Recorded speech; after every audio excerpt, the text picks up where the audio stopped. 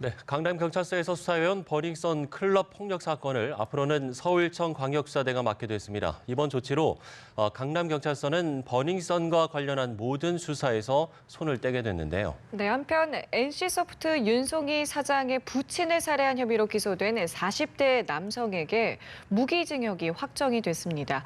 오늘 관련 내용을 백성문 변호사와 함께 짚어보겠습니다. 네, 어서 오십시오. 안녕하세요. 네, 안녕하세요. 예. 제가 말씀해드린 것처럼 이 버닝썬 클럽 폭력 사건을 이제 서울청 광역수사대가 맡게 됐는데 그동안 이 경찰과 버닝썬과 유착 관계가 있다는 의혹이 좀 불거졌었잖아요. 네. 이런 부분들이 좀 고려된 조치 같은데요. 그러니까 사실 지금 가장 논란이 되고 있는 게 이제 전직 경찰이 한 명 지금 등장을 한 상황이고, 네. 그리고 실제 현직 경찰들에게 돈이 건너갔다는 의혹이 지금 나오고 있는 상황 아니겠습니까? 그런 상황에서 그 의혹의 주체인 강남경찰서가 만약에 수사를 한다. 그럼 그 수사의 공정성이나 신뢰성을 담보하기 좀 어렵겠죠. 그래서 지금 이 사건이 처음 촉발이 됐던 건 버닝썬이라는 클럽의 임원에게 폭행을 당했는데 오히려 내 피해자인 내가 경찰서로 가게 됐다라고 폭로했던 김모 씨 사건 있죠. 거기서 이제 뭐 성추행 문제부터 굉장히 여러 가지 문제들이 발생을 했는데 그 문제를 포함한 이 버닝썬과 관련된 모든 내용은 이제 앞으로 강남경찰서는 손을 떼고 이제 광역수사대와 사이버수사대 이 두 군데서 이제 맞는 것으로 결론을 낸 것 같습니다. 네, 말씀해주신 전직 경찰관 강 씨 이야기를 좀 네. 잠시 해볼까요? 소환 조사 당시에는 긴급 체포를 했었는데 네. 구속영장은 네. 반려가 됐습니다. 이 영장 반려에 대한 이유를 좀 먼저 들어볼까요? 그러니까 일단 이 혐의 자체가 뭐냐면요. 버닝썬에 이제 미성년자가 한 번 왔는데 네. 그럼 단속이 되면 영업정지가 되잖아요. 그러니까 그 영업정지를 막기 위해서 이 전직 경찰관이었던 이 사람에게 돈을 주고 이제 로비를 했다는 거죠. 쉽게 말하면. 예. 이제 그런 내용으로 긴급 체포를 한 건데 이제 검찰에서 영장을 기각했어요. 그러니까 이 법원에서 기각한 게 아니라 예. 검찰 단계에서 아직은 안 된다라고 했던 이유가 뭐냐면 예. 일단 돈이 흘러 들어갔으면 돈을 준 사람부터 조사를 해야죠. 공여자. 그렇죠. 그러니까 버닝썬의 관계자 조사가 이제 이루어지지 않았다라는 거. 그리고 이쪽으로 넘어가서 현직 경찰한테 또 돈이 흘러갔다면 그 자금 흐름 전반이 확인이 돼야 되는데 아직까지 이 전직 경찰관 강모 씨의 혐의 입증에 좀 증거나 이런 관계들이 아직은 좀 부족하다는 입장입니다. 그러니까 예. 혐의가 없다라고 단정한 건 아니지만 아직은 수사를 더 해서 혐의를 더 완벽하게 만든 다음에 구속영장을 신청해라. 그런 취지로 이제 영장을 기각하게 된 겁니다. 예, 이 강 씨가 광수대에서 또 음모론을 제기하기도 했는데 그 내용을 좀 보면 뭐 제보자로 위장한 사람, 경찰, 네. 현직 기자, 또 조직 폭력배, 변호사가 서로 공모했다라는 이런 네. 음모론을 제기했거든요. 이거 좀 어떤 내용이고 이 부분은 좀 어떻게 보세요? 일단은 지금 뭐 이 강모 씨의 혐의가 뭐 인정이 된다거나 확정이 됐다는 거가 아니기 때문에 예. 이 강모 씨는 지금 본인은 결백하다고 주장하고 있는 상황입니다.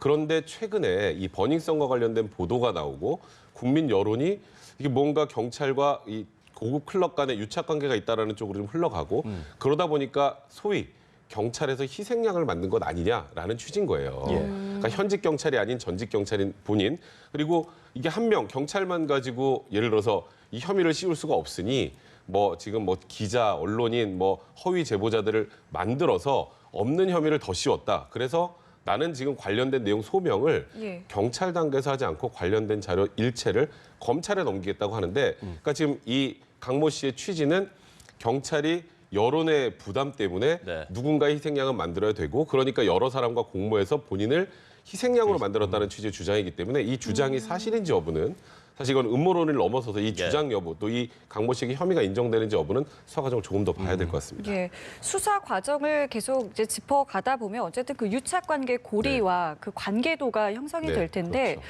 준 사람과 받은 사람이 있잖아요. 네. 각각의 처벌 수위는 좀 어떻게 됩니까? 일단 만약에 제공을 했다면 금품을 제공을 했다면 이제 뇌물 공여죄가 됩니다. 예. 뇌물 공여죄는 금액의 크기와 상관없이 형이 그렇게 중하진 않아요. 그러니까 쉽게 말해서 준 사람보단 받은 사람을 좀 엄하게 처벌을 합니다. 그래서 뇌물 공여자 같은 경우는 5년 이하의 징역형이 처해지게 되는데 공여자는 대부분 자백하는 경우에 이제 집행유예형이 선고된 경우가 많고요. 예. 그다음에 지금 이 전직 경찰관 강모 씨 뭐 혐의가 있다고 아직 단정할 수 없습니다만 만약에 인정이 된다면 아마 알선수재죄 혐의 지금 현재는 경찰이 아니니까요.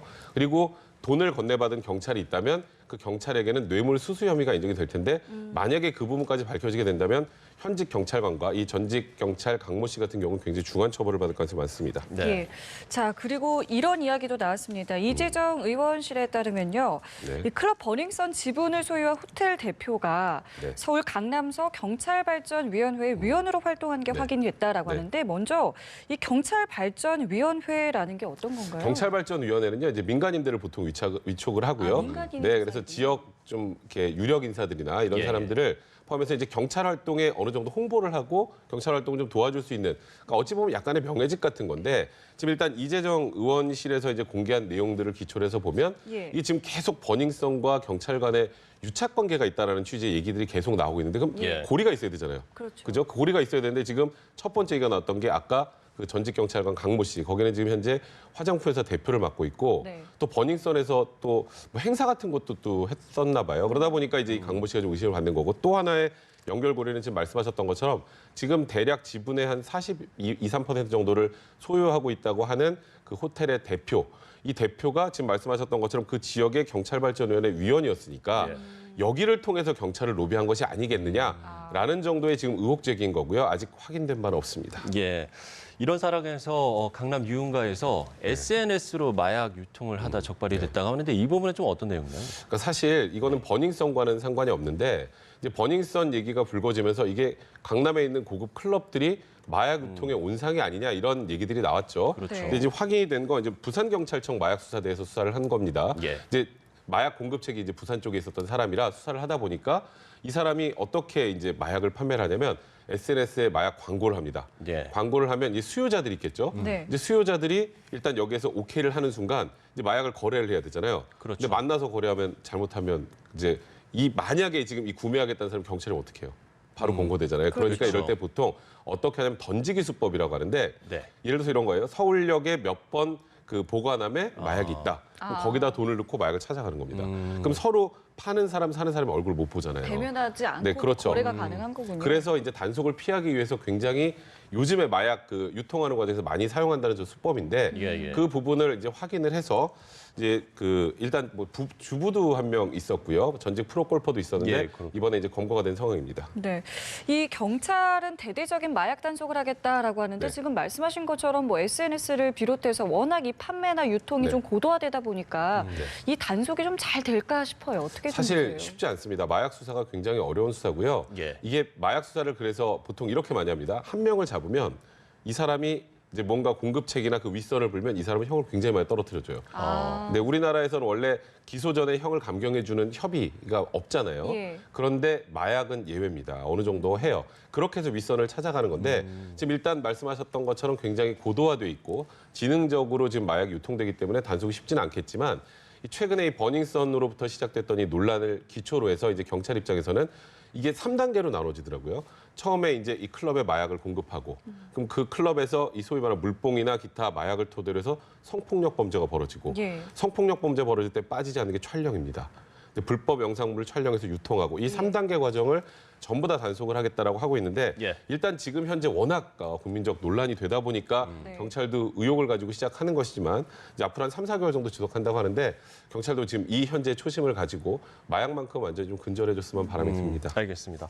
자, 다음 이슈를 좀 짚어보겠습니다. NC소프트 윤송희 사장의 부친을 살해하고 또 금품을 갈취한 혐의로 무기징역을 선고받은 허 씨에 대해서 네. 대법원이 원심 판결을 확정을 했거든요. 네. 자세한 내용을 좀 짚어볼까요? 일단 이 사건은 2017년 10월 25일 오후 한 7시 30분께 이 윤송희 사장의 부친이 살고 있는 그 양평군의 한 자택 주차장에서 네. 잔인하게 이제 살해를 하고 뭐 금품, 그다음에 지갑, 그다음에 핸드폰 등을 훔쳐 달아난 혐의였는데, 1심과 2심에서 이제 무기징역을 선고를 했습니다. 네. 이제 검찰은 물론 사형을 구형을 했는데요.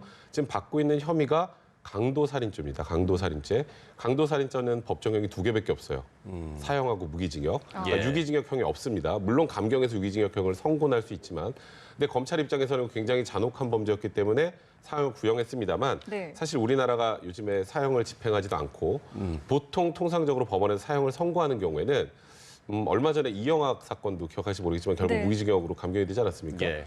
그 이유가 보통 한 명을 살해하는 사건에서 사형이 선고되는 경우는 거의 없습니다. 아, 예. 그러다 보니까 이제 법원에서도, 그러니까 정말 뭐 사형을 통해서 궁극적으로 생명을 빼앗는 거 물론 집행하지 않더라도 네. 그런 형을 선고하기는 다소 부족하다고 판단한 게 아닌가 싶습니다. 그런데 이게 집행 여부와 상관없이 무기징역이라는 거는 뭐 가석방이라든가 감형이 가능하잖아요. 네. 때문에 이 무기징역에 대해서 굉장히 좀 뭐랄까요, 좀 종신형이 아니라는 점에서 좀 우려하는 시각도 있거든요. 그러니까 이게 사형제도가 우리나라는 지금 사실상 폐지된 상황이기 때문에 네. 예. 사형제도를 폐지할 거면 감형 없는 종신형 제도를 만들어야 되는 거 아니냐는 네. 얘기가 나왔어요.